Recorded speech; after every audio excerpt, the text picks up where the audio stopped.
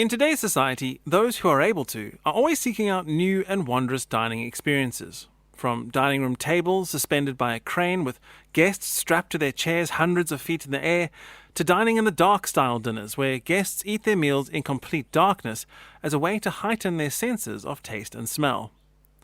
These are all modern culinary fads, but they are by no means original in their conception. As we'll hear about today, more than 100 years ago, men and women with too much time on their hands and more money than they knew what to do with were hosting equally bizarre and fascinating dinners of their own. But it was a man named C.K.G Billings who would go down in the history books as being the host of one of the strangest of them all.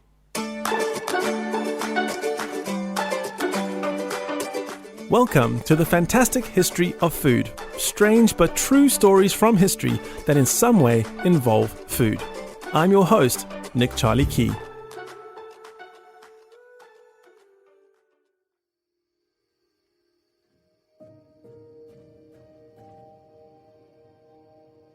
Cornelius Kingsley Garrison Billings was born in Saratoga, New York on September 17, 1861. He was raised in Chicago by his parents Albert and Augusta Billings, and when the day came that C.K.G finished his studies at college, he started working for the People's Gas, Light and Coke Company. Now, I can't seem to find any information on what the third item in that list had to do with the other two, but it's no surprise to see that they have simply rebranded as People's Gas in the modern era. Equally unsurprising for the time was that when C.K.G joined the company, his father just happened to be a major investor as well as the incumbent company president. It would be less than a decade later before C.K.G himself sat in the president's chair of that very same company. It's safe to say the Billings family did not struggle financially. Nevertheless, we take a sharp turn left now, away from his business ventures, as we cast our gaze towards his most passionate of hobbies, and one that would consume almost all of his time and energy. Billings was a horse enthusiast and a horse racing fanatic.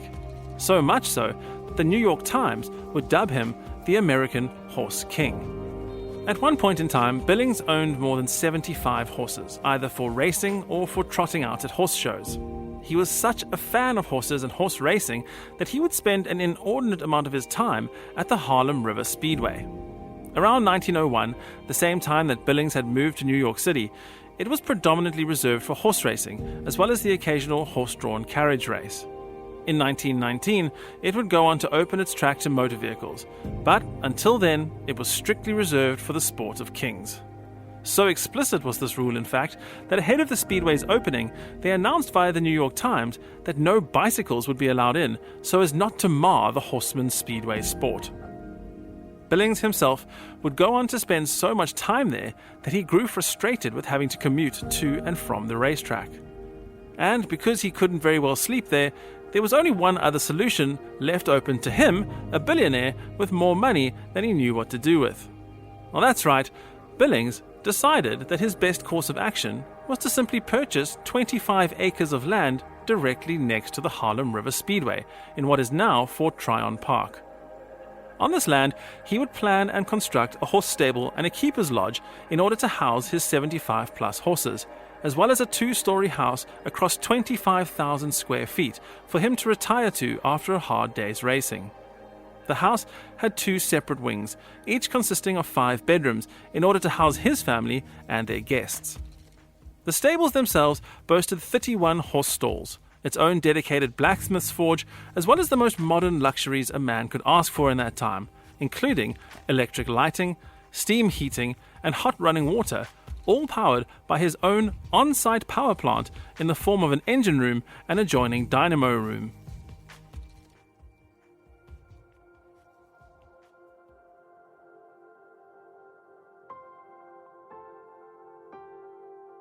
After a lengthy construction process, the final touches were put on the sprawling stables and lodge.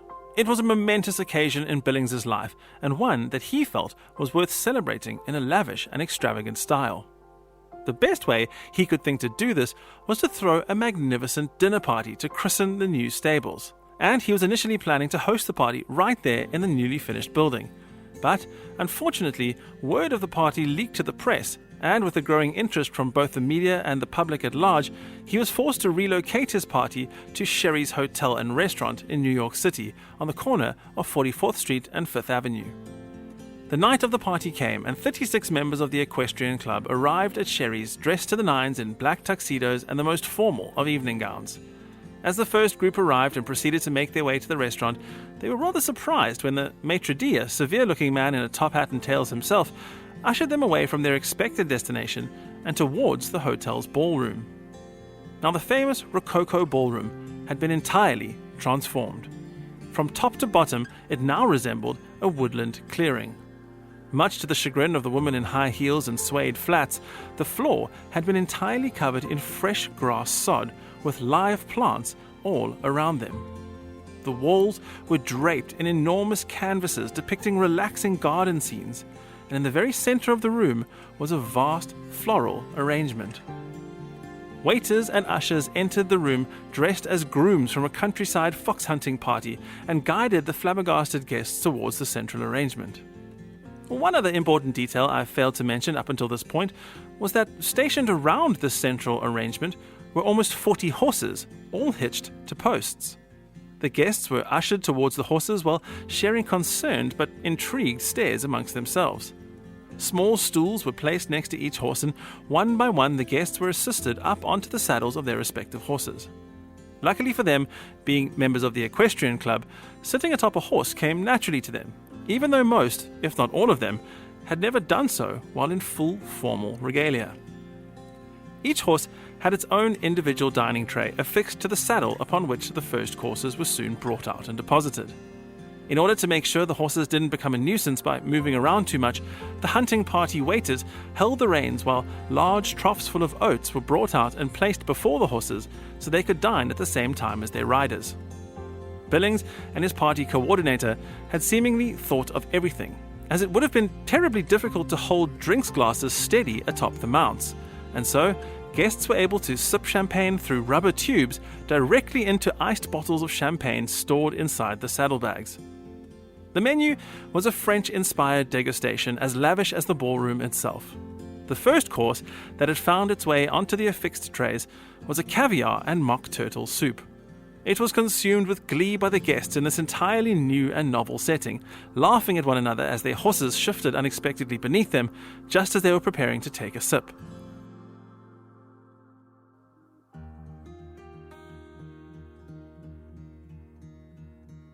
As the guests sucked up their champagne and finished their soup, they were in high spirits as course after course made its way to their mounted tabletops.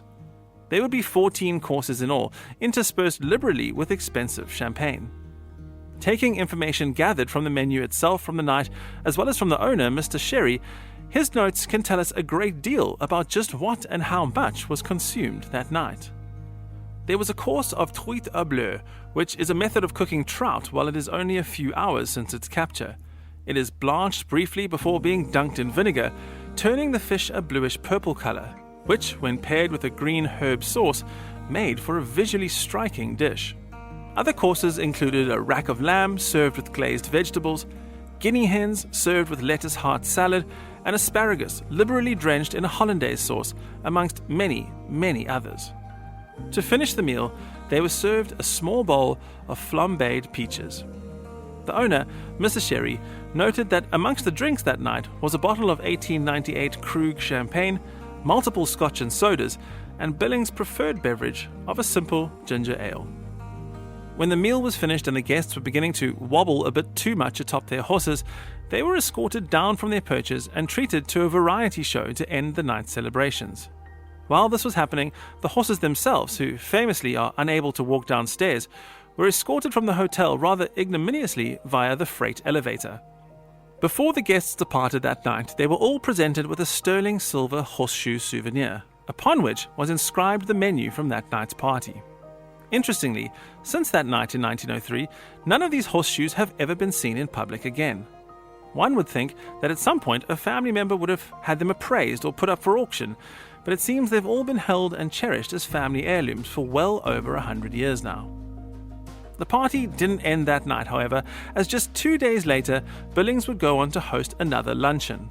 this time on the property itself, and treated his guests to a tour of the new stables and lodge. The New York Times described the dinner as one of the most novel that had ever been given in the great city of New York.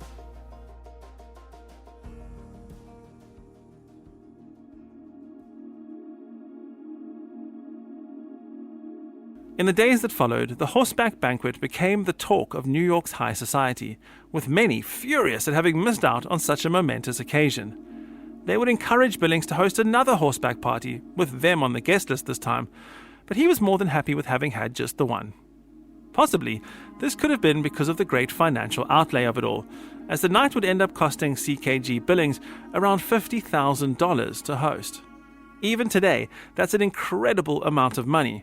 But bearing in mind that this was in 1903, we can adjust for how much that would have cost him today, and the unbelievable figure comes out at just over $1.4 million. Billings's love of horses would only get stronger over time, and in 1915, as a then member of the Turf and Field Club at Belmont Park, he was said to be the owner of the fastest stallion, the fastest mare, and the fastest gelding in the world.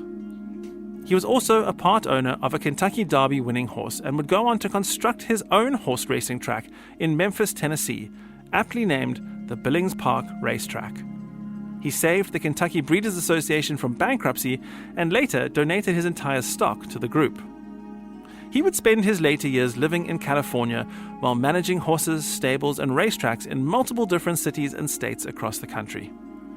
He struggled with his health for the last decade of his life, and he finally succumbed to pneumonia on the 3rd of May, 1937, at the age of 75. He was by this point one of America's wealthiest men, and recognized widely for his generous philanthropy. Now, despite the grand and audacious event for which he will always be remembered, it was apparently somewhat antithetical to his nature in general, as we will hear in the eulogy that was read out at his funeral. Mr. Billings was a man of retiring, modest nature, who shunned the limelight except when driving or riding one of his horses upon the racecourse. Always dressed very quietly, and in every way he made himself as inconspicuous as possible. He was happiest when surrounded by a small circle of intimate friends that he best loved. He was the loyalest of friends, and when he had once given his goodwill to a man, it was never withdrawn unless it had been abused. His benefactions and gifts were boundless, and in them he took the greatest pleasure. In all social relations, he was the reverse of pompous, arrogant, or domineering. He was democratic and genial, and, that rarest of all things, he was always the same admirable and wonderful character in every spot and place, at all times and seasons, and under all circumstances.